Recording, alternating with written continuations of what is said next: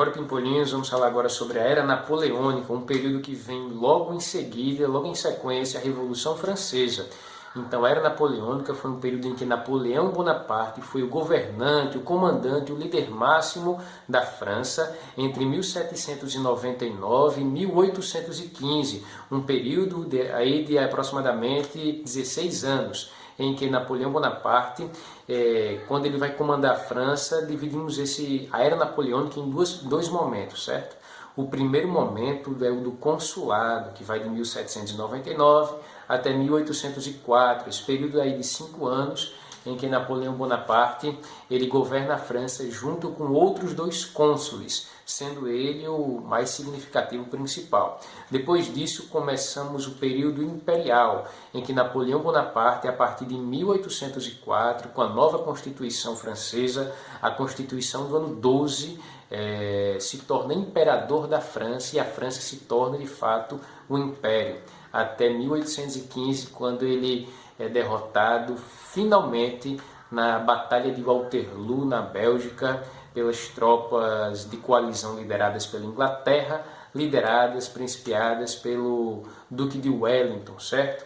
Então, Pimpolinhos, primeiramente temos que saber que o contexto que traz a Era Napoleônica é o cenário conturbadíssimo da Revolução Francesa, em que a França enfrenta problemas econômicos, políticos e sociais, uma grande convulsão e confusão, tanto no âmbito interno, dentro da França, quanto no âmbito externo, ao redor da França, o relacionamento da França com as outras nações, cujas principais tinham se juntado na Santa Aliança para lutar contra a França, contra o ímpeto revolucionário da Revolução Francesa, temendo que esse ímpeto revolucionário, se expandisse para outras nações, as ideias contra o antigo regime, certo? São as forças do absolutismo e a Inglaterra, que não era absoluta, que não era absolutista, vão lutar contra a França nesse momento. Portanto, Napoleão Bonaparte ele vai crescer nesse ambiente de Revolução Francesa, certo? Filho de uma aristocracia, de uma família de aristocratas que não tinham mais os benefícios econômicos e sociais que essa classe possuía antes da Revolução Francesa, uma classe que estava se empobrecendo durante a Revolução Francesa. Ele vê a chance de ascender socialmente, certo? Manter um padrão de vida de qualidade no exército. Lá ele consegue notoriedade, muito jovem ainda, ele já consegue se tornar general, e esse é um momento em que o exército francês, as tropas francesas serão muito importantes. O exército francês vai ser muito importante, porque ele quem está mantendo a unidade, a segurança e a soberania da França, lutando contra as invasões dos exércitos da Santa Aliança, contra as invasões desses à França, mantendo o poder da França. Napoleão Bonaparte começa a liderar batalhas do exército francês que estão garantindo a segurança da França. A França que vive um ambiente de insegurança, um ambiente conturbado, certo? Um ambiente de incertezas. Cada vez mais o exército vai ganhando força e notoriedade política por manter a soberania francesa, impedindo a invasão da França por parte de outras nações, como principalmente a Inglaterra, a Prússia e a Áustria, certo? E até mesmo a Rússia e o Piemonte, que é o norte da Itália. No futuro vai fazer a unificação italiana. Pois bem, quando Napoleão Bonaparte chega ao poder, certo, iniciando a fase do consulado, o diretório, comandado principalmente por girondinos, ele é desfeito, certo? E o período do consulado vai tentar trazer uma maior estabilidade à França. Esse era o grande interesse, certo? Especialmente dos políticos em ascensão, que faziam parte, estavam comandando a economia francesa, a burguesia francesa. Então ele chega à fase do consulado. Já na fase do consulado, Napoleão Bonaparte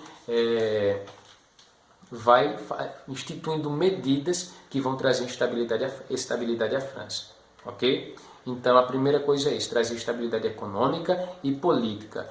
A conexão entre exército e política, exército e governo vai ser muito forte, certo? Então as vitórias militares do exército francês vão trazer maior estabilidade e segurança para a política francesa, para a economia francesa, que sob o comando de Napoleão Bonaparte vai ter essa síntese de estabilidade política e vitórias e estabilidade militar. Vitórias para garantir a soberania do território francês.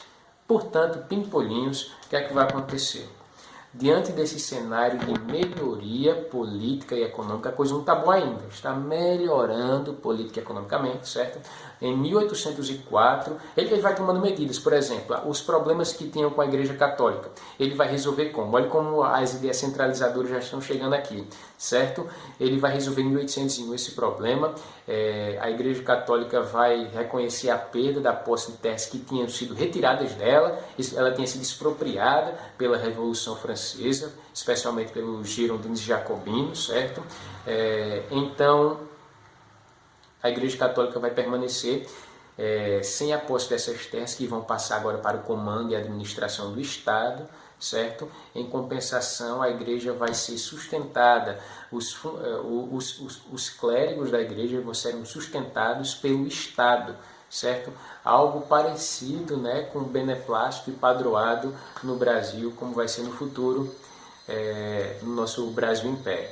Pois bem, a Igreja vai ser sustentada pelo Estado, então vai ter uma relação já de simbiose com o Estado vai se agigantar, vai ter poderes também eclesiásticos, certo? Visto que ele financia e sustenta a Igreja, e a Igreja Católica vai ter uma situação mais favorável que tinha, por exemplo, no período republicano jacobino, em que eles pregavam o total destruição do catolicismo na França. Pois bem, Pimpolinhos, o que é que vai acontecer agora a partir do momento? Essa estabilidade econômica vai ser alcançada com a criação de um banco, o Banco da França, certo? Serão controladas a emissão de papel moeda, certo? Uma coisa mais controlada do que tem no Brasil hoje em dia, que a gente está fazendo até nota de 200 conto para ver se salva a moeda do Brasil que está destruída, foi assassinada. Então, controle da emissão de papel moeda, Banco da França regulamentando, situação com a Igreja Católica estando mais tranquilas, vitórias militares no sentido de proteger o território francês. E agora as vitórias estão aumentando, a ponto de que ele tem condição agora de fazer acordos diplomáticos com as nações da Santa Aliança, com os exércitos absolutistas inimigos da França, inimigos da Revolução Francesa, certo? Inimigos da modernização da França, que queriam que a França não se tornasse uma grande nação e fosse competitiva economicamente com essas outras nações, certo? Então ele consegue fazer acordos e entra em paz, uma paz em que momentaneamente as tentativas de invasão à França vão se cessando, certo? Em 1804 ele vai criar tanto a Constituição do ano 12, certo? Do 12º ano, contando-se a partir do momento que a monarquia de fato vai cair na França, pelo menos momentaneamente, com o período jacobino ou era do terror a partir de 1792. Então, em 1804, Napoleão Bonaparte ele vai criar o Código Civil Napoleônico. Claro, não é ele sozinho, certo? Ele e o seu grupo político que formam o governo francês. Mas ele é uma figura muito carismática, muito importante, que demonstrava muita potência.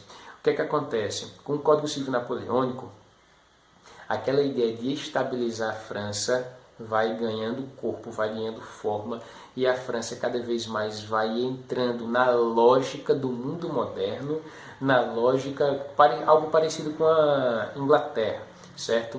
Uma ascensão política da burguesia.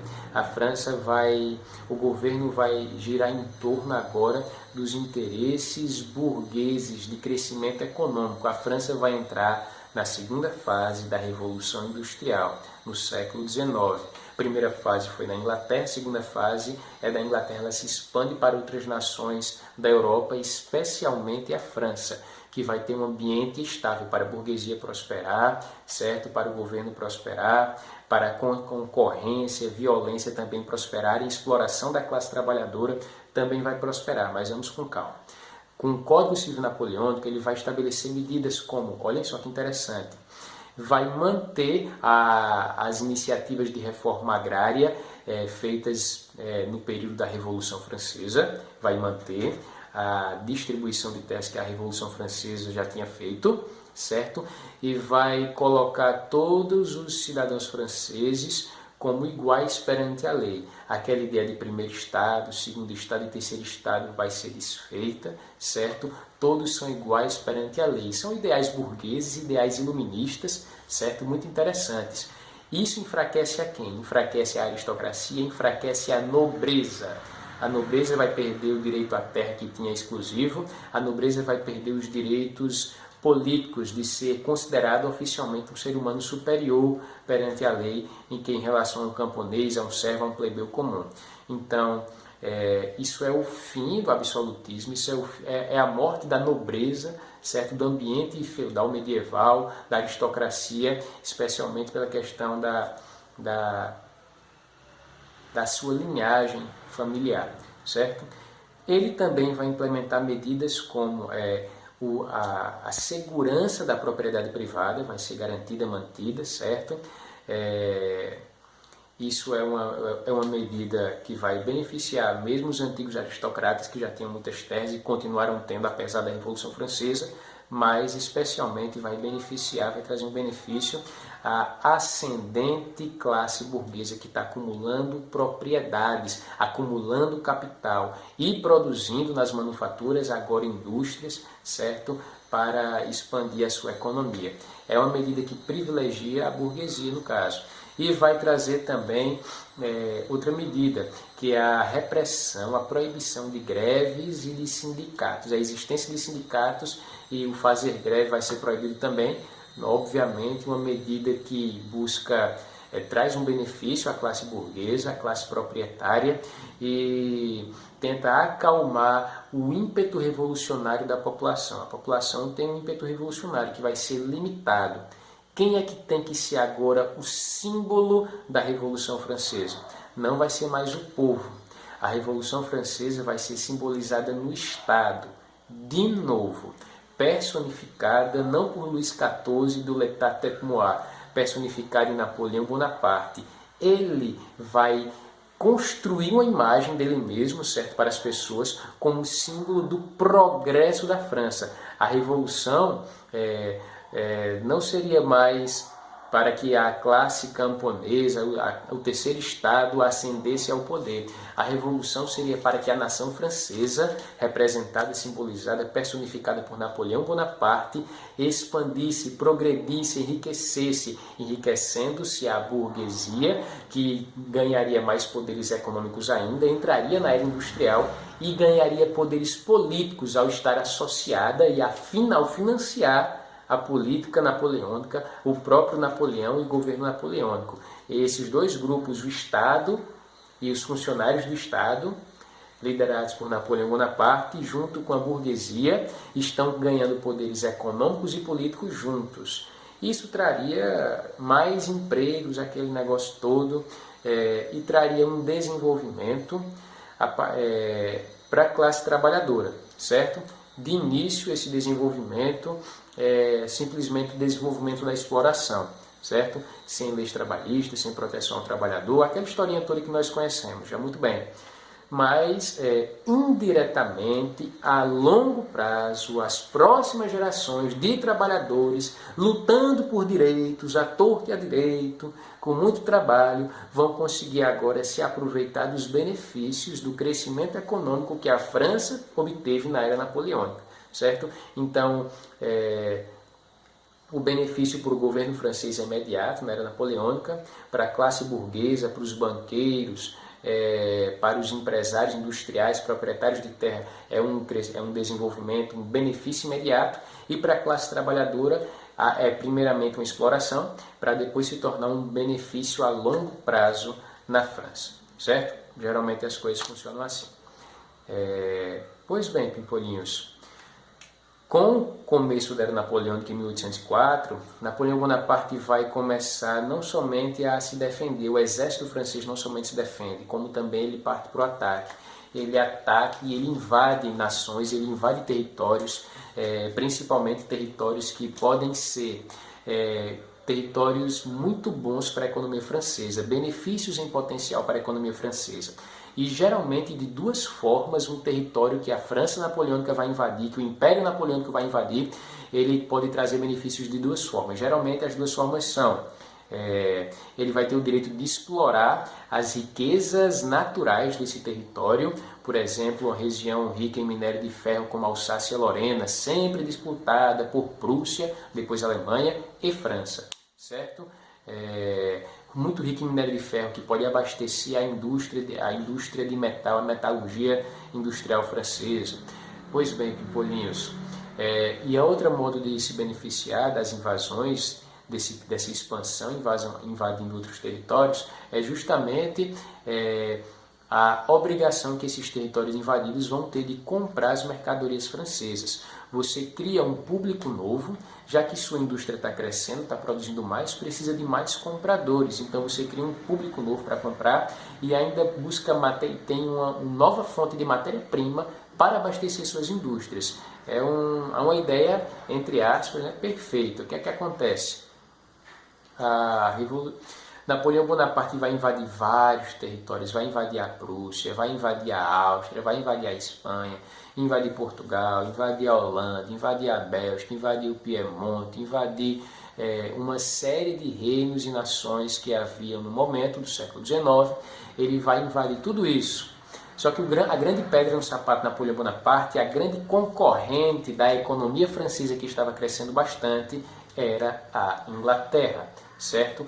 A economia inglesa ainda era muito forte, era mais forte do mundo no momento, a indústria inglesa era muito poderosa, podia produzir em larga escala para vender barato para as outras nações. Então Napoleão Bonaparte foi invadindo outros territórios, colocando seus parentes e seus coligados para serem os líderes das nações invadidas, certo? Era isso que ele fazia. Ele foi redesenhando o mapa da Europa, invadiu a Europa Ocidental praticamente todinha, certo? A Europa Central e Oeste da Europa praticamente todinho.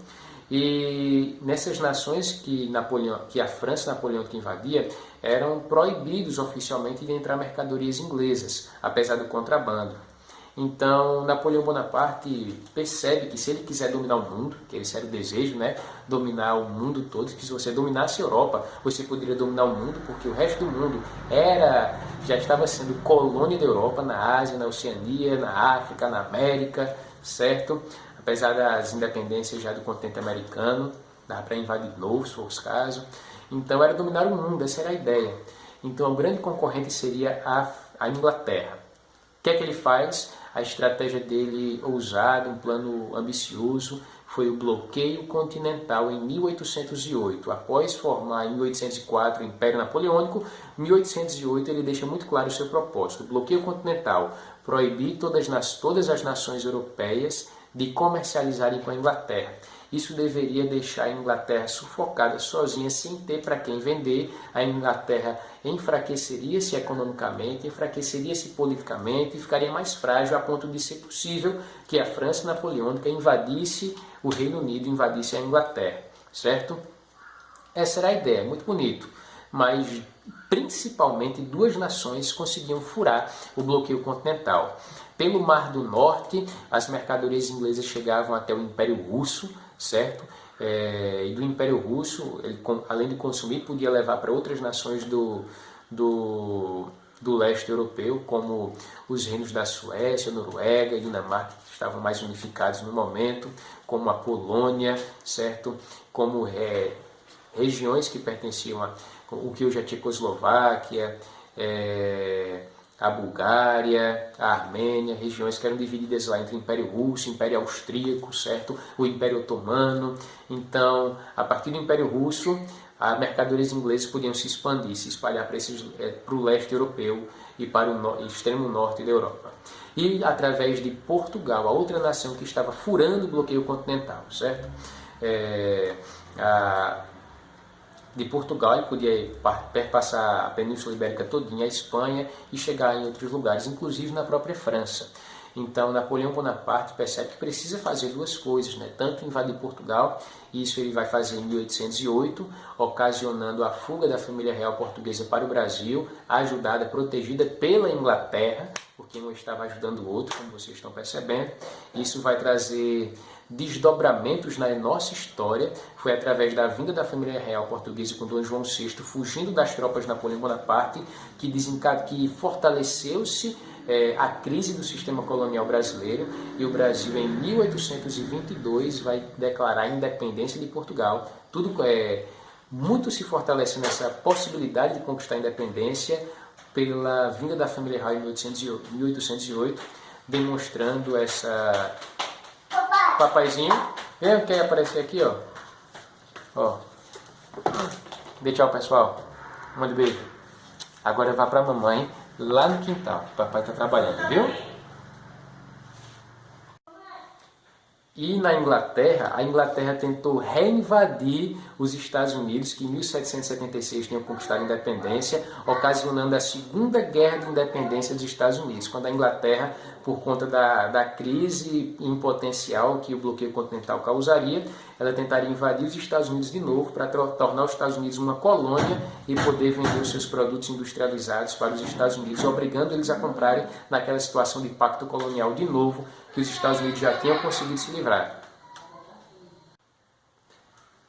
A Inglaterra vai perder de novo para os Estados Unidos, não vai conseguir reinvadir os Estados Unidos, porém vai continuar vendendo seus produtos, furando o bloqueio continental por meio de contrabandos, especialmente através do Mar do Norte, pelo Império Russo e por Portugal ainda, certo? E o bloqueio continental não vai dar totalmente certo para Napoleão Bonaparte. Tanto é que ele vai com boa parte do seu exército, mais de 600 mil homens, para invadir o Império Russo. Para que o Império Russo, estando sob controle da França napoleônica, do Império Francês, certo? A França pudesse impedir que as mercadorias inglesas entrassem no Império Russo, que seria agora comandado por algum parente, provavelmente, de Napoleão Bonaparte. Olha só que interessante. É nesse momento que as coisas começam a acabar, que tudo começa a ruir. Napoleão Bonaparte e as tropas napoleônicas vão sofrer a sua grande derrota, primeira grande derrota, certo? O Império Russo, que não era desenvolvido tecnologicamente, não era muito rico em relação aos outros, era o mais atrasado de todos, vai utilizar uma estratégia que vai dar muito certo e vai entrar para a história com o nome de a Terra Arrasada. As tropas napoleônicas caminhavam, entravam no território russo, iam invadindo o território russo, e o que é que os russos foram fazendo? As cidades das fronteiras do Império Russo, a população ela levava toda a comida que precisava e fugia para o interior da Rússia, fugia para o interior do Império Russo. E ao fugirem, eles destruíam tudo que eles não podiam levar. Tudo que fosse relacionado à bebida, como poços, cisternas, tudo que pudesse armazenar água, armazéns de alimentos, de comida, moradia, abrigo do frio. Então as tropas francesas caminhavam dias e dias e não tinham acesso nem à água, nem a alimento, nem ao abrigo do frio, certo? E estávamos no inverno russo. Imagine o inverno na Rússia sem bebida, sem comida, sem água.